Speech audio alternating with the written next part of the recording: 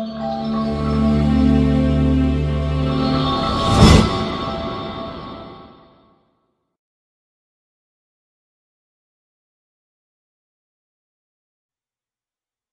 guys, you're looking at a medieval dentist's office. Here's a dental chair. There's another one just like it down here. There's a bloody version of it, manacles and some dastardly things going on. And so we're going to do something really fun and very useful to you today. I'm going to teach you how to make your own assets that you can use in your virtual tabletop, that you can directly export from Dungeondraft, thanks to some new changes to the software. And something that I'm going to even show you how to bring it into Dungeondraft and make it an asset. Of course, Forgotten Adventures, this is made with their artwork. They don't have a dentist chair. This is made with pieces, pillows, chairs, components of all types to assemble this together. And normally we would make a prefab out of it, which of course they do have for this.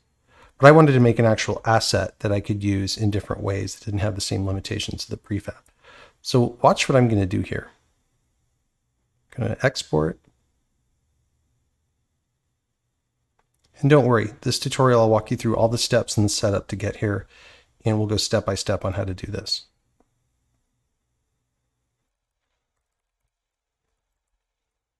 Give it a name.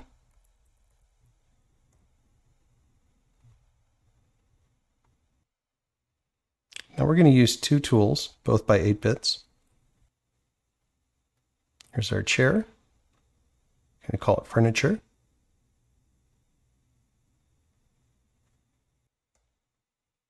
We're going to this tool. We're going to pack that asset. I've already got an asset pack set up. I'm going to show you guys how to do that today. Now we're going to close this and reopen it. Here's our dentist chair that we just created. So this is going to get indexed and loaded along with all of the other assets that we've got in this, enabled for this map file. We're back in here. Let's go to our object tools. Let's just search for the word dentist. There's our chair.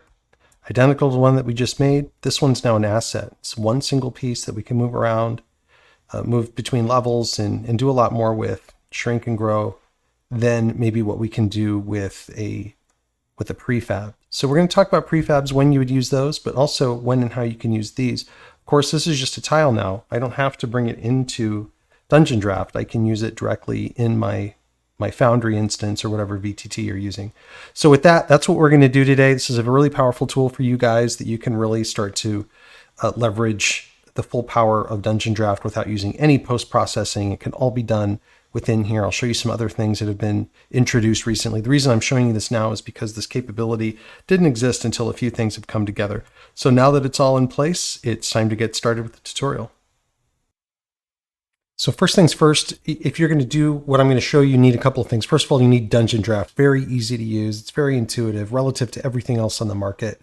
And you can come to dungeondraft.net and buy it there. Next thing you need is you need assets. So Dungeondraft comes with a bunch of stock assets. It's very drawing based. It's very cartoony, which is great if you like that style, but I don't. And everything that I'm going to show you is going to leverage Forgotten Adventures and Tom Cartos. And I will link to all of these in the description for the video, but you want to become a Patreon of Forgotten Adventures and Tom Cartos, and you can find out what tiers you have to be to get their Dungeondraft assets. But once you do, I'll link directly to this post.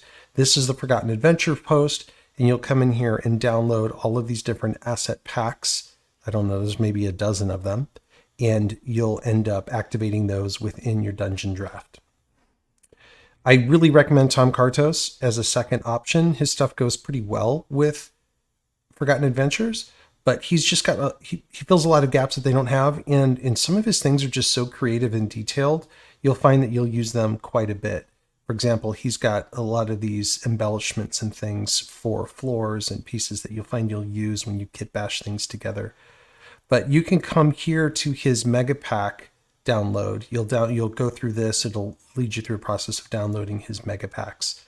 And with both of those, armed with both of those, you can go back into Dungeondraft and we can start making things. For those of you who want to actually make Dungeondraft packs, I'm going to recommend and show you how to use 8Bitz tools. I'm going to link to these as well, but he's got a set of tools for making asset packs and just making them easier. And then he's got a tool to do custom tags, which we're going to use today as well. So go ahead and download all that stuff that you're interested in, and let's jump in and start working on it. So the first thing you want to do is you want to get your asset packs going. And here I've installed and I've activated my asset packs. Here's all my Forgotten Adventures packs. And then I'm going to use Tom Cartos's artificial assets, his floors, and his natural assets. Those are the ones I'll use most often. And I have all of the FA stuff. These are the other FAs that you're seeing are older packs that I use for older maps that I've built.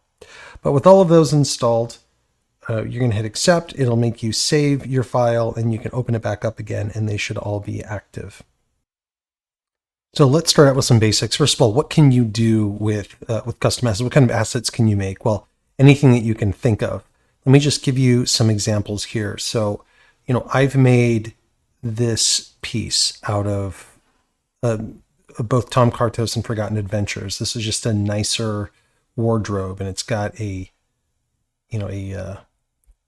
door that can go on it. I can make that door open, and it's just a nicer piece than what I've got access to. I've also got fireplaces, which I use a lot. These can be resized, put into corners. This one is meant to go in the middle of a room, anywhere I want to. Here's different desks that were just kitbashed with, again, Tom Cartos and Forgotten Adventures assets. Here's another one, just bigger, more substantial desks than we've got access to.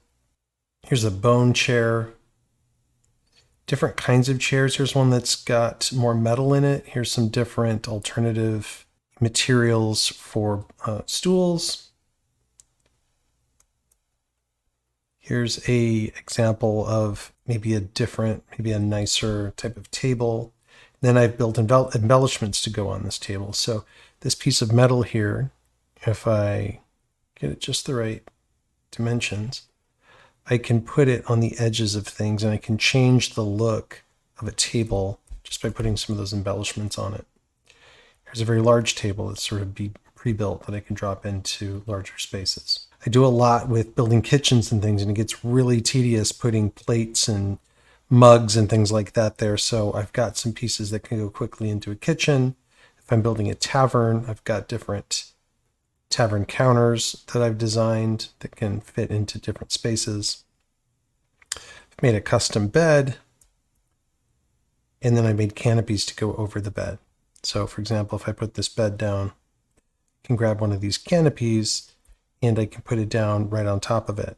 Or I can decide that I want to just put the canopy into the VTT and I can have players actually be able to be inside the bed under the canopy and it's semi-transparent. I also do a lot of, again, with kitchens, just a lot of drawers and things that are already set, so I can just create a kitchen really, really quickly. You can also do custom lighting. Here's a bone chandelier that was kitbashed with a bunch of Tom Cartos stuff. In Forgotten Adventures, here's another chandelier. This is a light that I use for stage lighting. Here, this was made entirely with paths. And it's essentially supposed to be more of a inlay gold, maybe teleportation circle. Made a bunch of these different kit-bashed picture frames. These are just meant to be able to decorate rooms really, really quickly, and there's just not a lot of options with the current picture frame set. Here's a kit-bashed gargoyle, and I have one that even has the light shining on it. So I put the light on the gargoyle and then export it in both ways in case I wanted this to be sort of pre-lit when I drop it in. I have quite a few of these thrones. These are highly detailed, all kit-bashed with different pieces. A lot of them made with Tom Cartos assets because he's just got some really, really great assets for this type of thing. And then what you'll find is really helpful is clutter. So I've got all of these different crates and boxes and shelves that can just be quickly pieced together or thrown into a closet if you have to create clutter in a closet, that kind of thing. And you can get really big with these. You can go to buildings. Here's an entire building that I can drop into a scene. This one's shrunk down, obviously. But this makes it really easy and quick for me to design scenes. There's even empty buildings in here. So I can get a quick start on a particular scene that I want to design. These buildings are available in an asset pack that I published as well, so patrons get access to these. Okay, so why use these? Why use assets over prefabs if we have prefabs available? Well, there's advantages to both. The advantages to prefabs is that you can change them later. So if I pick out my chair of bones, for example, I put it down here, I hover over it, I can separate this. And now it's in its pieces, and I can explode this out and make changes later. Maybe I have some lighting, maybe it's a table that I set. I've got tables that I often use.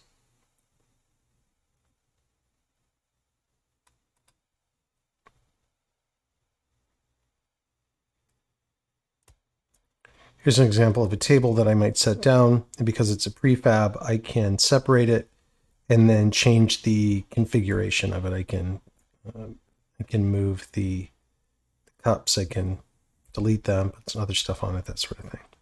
That's the main advantage of prefabs. Now, the advantage of assets is that there's a few of them. First of all, prefabs, when you code them, they're coded to specific levels. So, I made this at level 200, the top of this, it's always going to be at level 200. If I wanted to put it into a scene where my level 200 is already taken, then I've got to completely rearrange my prefab, and that can be a pain.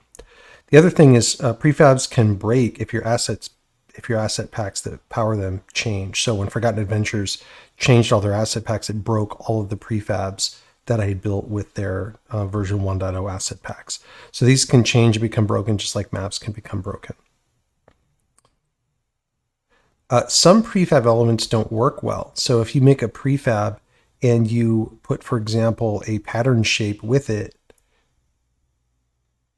it's actually very difficult to get the whole prefab to code properly. You normally say make prefab, but if you have a pattern shape, you can have problems with that. If you have multiple pattern shapes, then forget it. There's some workarounds and some hacks to make it work, but it can be difficult. So with that bit of a primer, let's get into how to actually make these tiles, and then we'll talk about how to make them into asset pack assets. Generally speaking, when you're kit bashing things together, I like to look for major materials. So for example, let's make a chair. Let's kit bash a chair. Let's use something simple like this. I'm going to go to scale of 1, which is what the artist intended when they made it. And let's say that I want to add some metal to my chair. So I'll search for the word metal, and I'll start to look at the assets available and imagine what they could be, not what they are, but what they could be.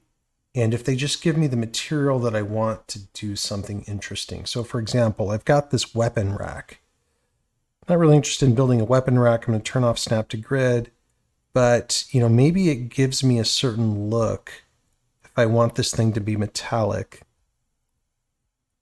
that I find satisfying, right? So, I find this kind of satisfying, like that I can make it look like the arm of this chair is made of metal. And then maybe I find some other metal pieces here.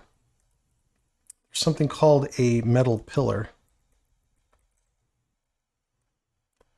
which is this. These are little metal pillars.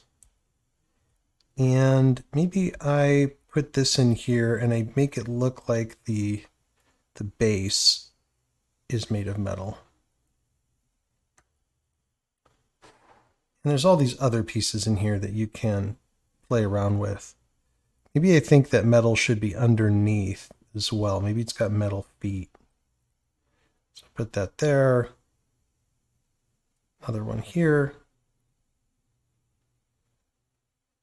Adjust some of my angles manually here. If you click on an asset and get it to where you can grab the handles, you can fine tune it. There, and so now I've got this meatier, better chair that might go better in, I don't know, something else. And let's say I just want to add some other crazy embellishment. Let's look up a horn. Let's see what we've got available to us. So here's a drinking horn. I can add it. If I hold down Alt, I can switch it to its reflected version. I can just add some horns to the back. I don't know. That's my best chair that I can come up with on the fly. So now let's look at how to export it and what settings to use. First of all, you want your chair to be clean inside of a square. So notice I've got it inside of this square here. So what I'm going to do is I'm going to go to export. And watch this. If I try to crop it, it gives me this like loose crop. And you can do that and you can export things with that. But what I'd recommend is before you go to export, click on snap to grid. Go back to export. I'm going to reset my crop here. I'm going to set a new one. This time it's going to snap to grid for me. And why you want to do this is it's going to give you a clean square so that this asset is going to fit into your VTT exactly how you expected it to. Now, let's say this asset was bigger than these squares, then I would grab all the squares around it. And so I would crop it this way. And I would grab the entire space around it. Now, I don't want to export this because I'll get pieces of this and get artifacts with it. But as long as you've got a clean square to crop it from, you do it. Another thing before I export this is you notice that I'm working with a transparent background. If you're wondering how to get there, go to your terrain brush. And unless if my terrain brush is on, my background is no longer transparent. I can't export this without exporting the background with it. So you do have to turn that off, and that's what gives me this transparent background, and all these pixels will be empty around the chair. So let's go back to our export function. We've defined the square that we want to export. Now I'll walk you through these settings. So what's great about Dungeondraft is you can export as a PNG. So that's going to be a very high quality image that you can scale up and down really easily. You can do other things with it. You can export as a JPEG, which is going to be much more efficient in size, and you can set its efficiency here. You can also use WebP, and WebP is great for efficiency. It gives you the best quality to performance ratio, and I always export at 60% because that ends up giving me just the right quality. If you have a very, very large map or a very large asset, you can decrease that quality and still get good size and performance. The next thing that I want to do is I want to make sure that I turn grid off. If I leave it grid on, it'll actually export these grid lines with this asset. So you turn it off, and that will give you a nice clean asset with nothing around it. Lighting you can turn on and off. I don't have lighting in this particular image. And everything else here really doesn't matter. You can play around with filters and stuff, but if you're making assets, you probably won't. The next thing that's most important is your PPI, your grid PPI. This is how many pixels per inch that you're exporting at. If you are exporting something like this, I would do it at something like 150 pixels per inch. You could go as low as 100 pixels per inch. I wouldn't recommend going to like 200 if you can help it. It's too big. You won't ever notice the detail in your VTT. So I usually stick with 150, WebP at 60%. However, if you are planning on using this asset as a Dungeondraft asset, you have to change this to 256 pixels per inch. That is what all Dungeondraft assets are standardized to, and that's what you want it to be if you want it to be this size and shape when you put it back into Dungeondraft. So 150 if you're just making tiles, and 256 if you're going to make Dungeondraft assets. So now I've got all of this set up, my crop is set up, I am now ready to export it. And I've got this going into this file folder. I'm going to explain what this file folder is later, but for now, we'll just call this, let's call this BW chair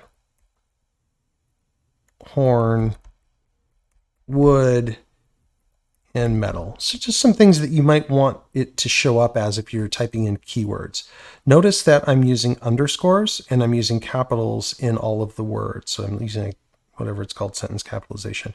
This is important. The underscores are going to turn up as spaces when it finally goes into Dungeondraft. And then the capitals will make it look like the words are capitalized properly. You don't have to do this if you're just making tiles. Actually, if you're using tiles, I would make it all lowercase and use dashes instead of underscores. So it would look something like this. BW chair horn, wood, like that. And you can export it as a WebP. But for our purposes, let's pretend like we're going to export to Dungeondraft because that's has more requirements here for naming. We'll save it. I'm not actually going to use this Dungeondraft. I didn't use it. I didn't export it 256, but that's it. We essentially just made our own tile. So let me show you what that looks like.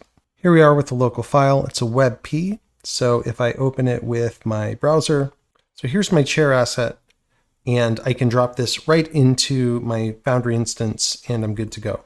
What's great also, so you notice I'm operating at 1.0.2.3, the salacious Cambian version of Dungeondraft.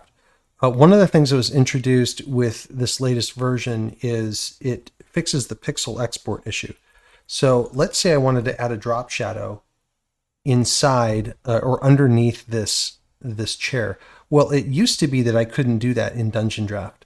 It used to be that it would come out all wonky and I'd have to do all of my shadows in post-processing. Well, now you can actually do this. So notice I put shadows in the back there. I'm going to export it as a WebP. In fact, I'm going to export this as a PNG just to show you what it looks like easier.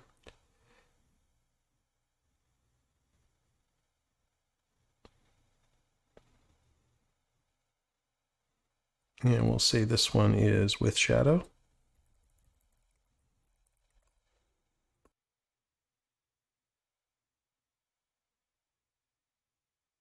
And it's very subtle that you can't see it, but this drop shadow is here. We're looking at it in Clip Studio. There's a shadow around it. If you had like a white background or something, this background's transparent, you'd be able to see the shadow easier.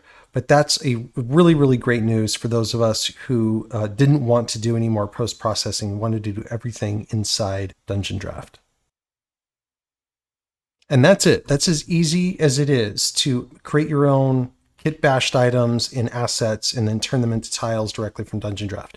Now we're going to go through how to turn them into actual assets within Dungeondraft. This one's going to be a little bit more complicated, so you guys follow me along and we'll get there together. Okay, so I had you download 8Bitz's tools. You download the zip file here for his Dungeondraft tools, and then the zip file here for his custom tags tool. And then you're going to install both of those, and he gives you some instructions on how to do that. Once you have them installed, you're going to open them up, and we'll come back to these in just a second. So before we can use those tools, we actually need to create our asset pack, and the best place to do that, in fact, the only place you can do that was within Dungeondraft. So within Dungeondraft, I'm going to go to Menu, Package Custom Assets. I'm going to specify a base folder. In this case, I like to put it in the actual Dungeondraft folder that everything else is in. So here's my Dungeondraft folder. I've got my maps in there. I've got my prefab folder. I've got my asset folder, and that's where I put my custom packs. So let's create a custom pack here. We'll call this test pack.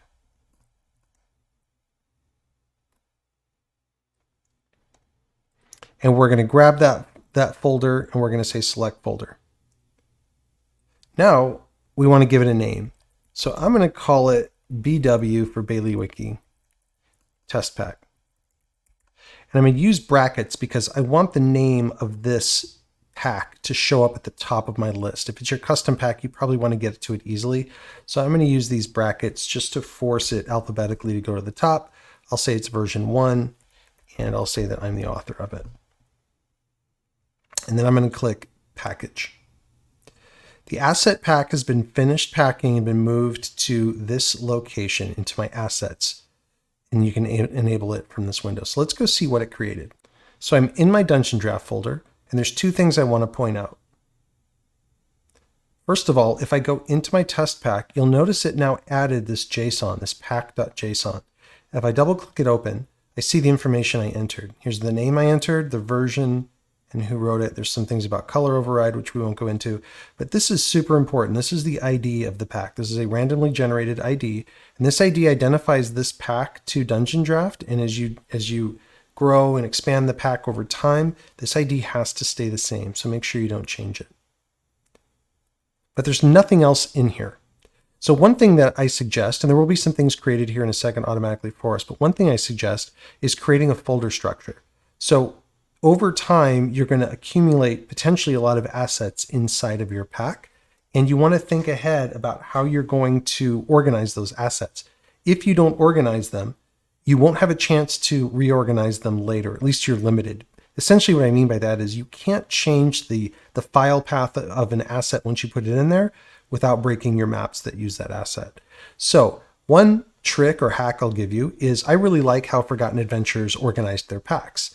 And so I've created a zip file that you can download and unpack, and it gives you all of their pack organization in one folder structure. So the folder structure that you can, and I think should follow if you want to follow Forgotten Adventures, is this. There's a textures folder that needs to be created in order for you to put textures in it.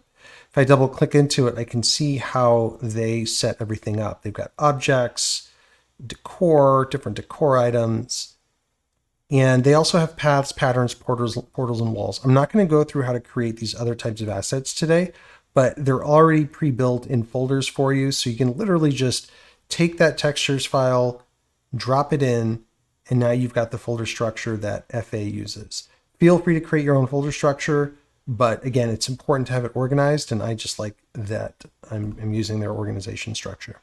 Okay, now what we want to do is we want to put some textures, or we want to put some objects into that folder. So let's use our chair that we made here. Don't forget, you may need to turn snap to grid on. I already have my crop defined here. It can be a PNG or a WebP. WebPs are more efficient, so I recommend them. So I'm going to do WebP at 60%. I'm going to do 256 pixels per inch, and I'm going to export this. Put it into my test pack, textures, objects, decor, furniture, seating, chairs. And I'm going to call this the same thing I called it before. PW, chair, horns, wood, metal. And I'll save it. Next thing I'm going to do is I'm going to open up 8Bitz's custom tags tool. And I'm going to start. Now, I've already got this set up for one of my asset packs, but I'm going to show you how to set it up. First things first is that this will probably be empty. You want to browse for where your folders are that you want to package. So you need to find your file path that takes you to your test pack. So here's my test pack. Now, if I click into my test pack into textures, it won't work. Got to click just my test pack, that top level, the name of the pack, and click OK.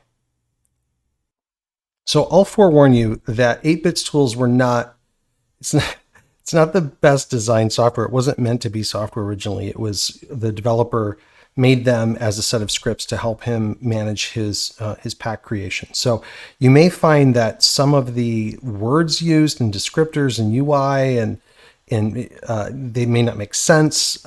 They may be somewhat difficult to use. And that's just how it goes. I'm going to show you the simplest way to use this today, and you can investigate how to, navigate the other functions of the tool. But we're not going to go into all those other functions. We're just going to use the pack function today. So what you may find when you come in here is it may already try to assign, based on your file path, some of these tags to this asset. I've deleted all those just so you can see me assign them. So I'm in my test pack. Say I want to go to chairs. I want chairs to include seating. And now I grab the ones that I like. So we'll do chairs. And I'll tick this off, and it'll increment up one, saying that this is assigned to at least one tag. And then I'll go look at some other things here. I think this also should go under decor. So I'll assign it there. And I think it should be under seating as well. So now, once I save this, I'll be able to look by any of these tags and this asset will show up, or I can search by the keyword or any of these keywords and it'll show up as well. So what I've done here is I've saved these tags to this asset. So now let's see what happens. We're going to save our changes. It's going to say, do you want to save your changes? Yes. And it tells me where it saved my changes to. So I'm back in my Dungeondraft folder. I go back into my test pack. And now I've got the introduction of a new folder, this data folder. This is what 8Bitz added.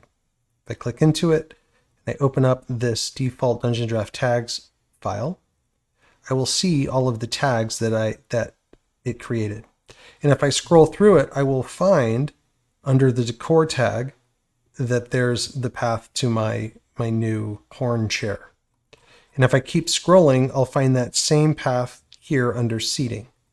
So all this is a JSON file. And what 8Bitz does is it properly builds this JSON file based on where all of your assets are and how you want them tagged. So now I've got all my textures in, I've got my pack created, and I've got my data created. So now I have to pack all this up so it becomes an actual asset. And what I didn't show you earlier when we went through the Dungeondraft process of packing assets, packaging custom assets, and we saw that it created this folder here, this test pack folder. What I didn't show you is it also created an asset folder or an asset pack. So if I scan down here and I look for my test pack, it also created this. What this is, think of it like a zip file of everything that we just created. So this is just a file format that Dungeondraft reads to know that it's an asset pack, and it contains everything that Dungeondraft needs to know.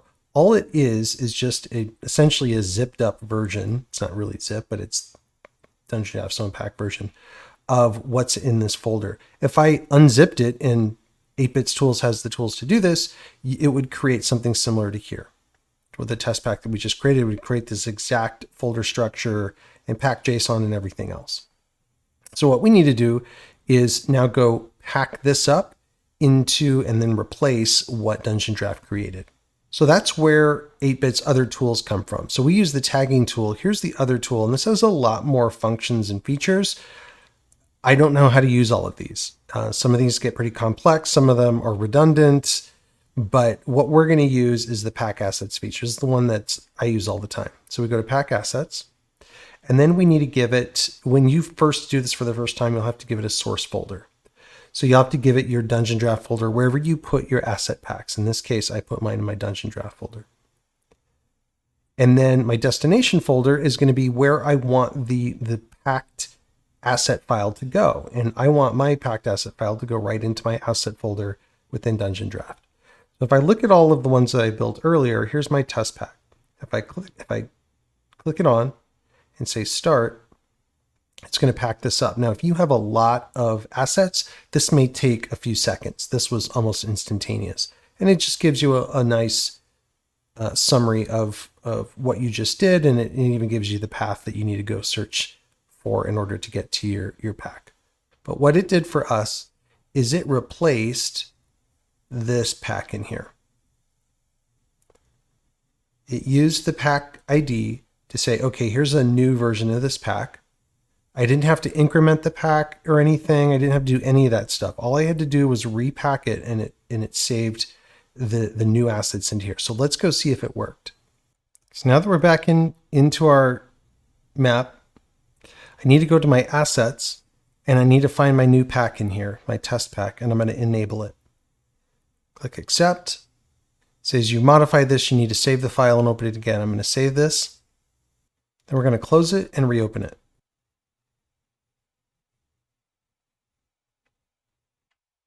So you know you've done something right if you see one or two of your custom assets show up here.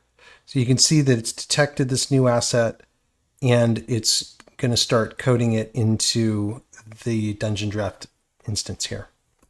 It's going to generate thumbnails. And if it's your first time and you've got a lot of assets that you're loading in, it'll take a while to generate those thumbnails. So just give it time to do that. It only has to do that once. And then next time you open up a map that uses that asset pack, it'll be really fast. Now we're back in our map. Let's see how we did. Go to our object tool, come in here to our tag groups, and let's see. So there's our test chairs. That's the tag group that we set up. Because we chose the Dungeondraft default stuff, we're getting other things in here, but you can see our chair here is at the top. I'm going to turn off shadows, and you can see it comes with that shadow effect that we laid in before. But there you go. There's our chair. We can even do a search. We can say horn. We can find our chair in there as well. So any of the keywords that we use, in fact, if we type horn chair, we'll go straight to it. That's how we can find it there. That's why we want to be descriptive in the name of the file itself, and also like how we're tagging it. So that's it. That's how you make custom assets and how you do them really quickly. When you finally get it all working, it's really, really fast. So you'll just come in here and you'll make something. You will turn your crop on. You'll surround your asset like this so that it's even in all the squares. Turn your grid off. Make sure that you're exporting to the settings that you want and that you're exporting the DPI, and then you just hit export and you're suddenly making tons and tons of tiles like you never did before. So hopefully you guys have fun and you learn something from this. I'd love to see what you come up with. Come hit me up on my Discord if you want to see some of the stuff that we're creating, and if you want to share some of the creations yourself that you're building, because I love this stuff and I love what these tools have enabled us to do. The source artwork, Forgotten Adventures, and Tom Cartos, definitely worth a Patreon if you guys are looking to do this type of work yourself and create your own really awesome stuff. So with that, thanks and have fun making your maps.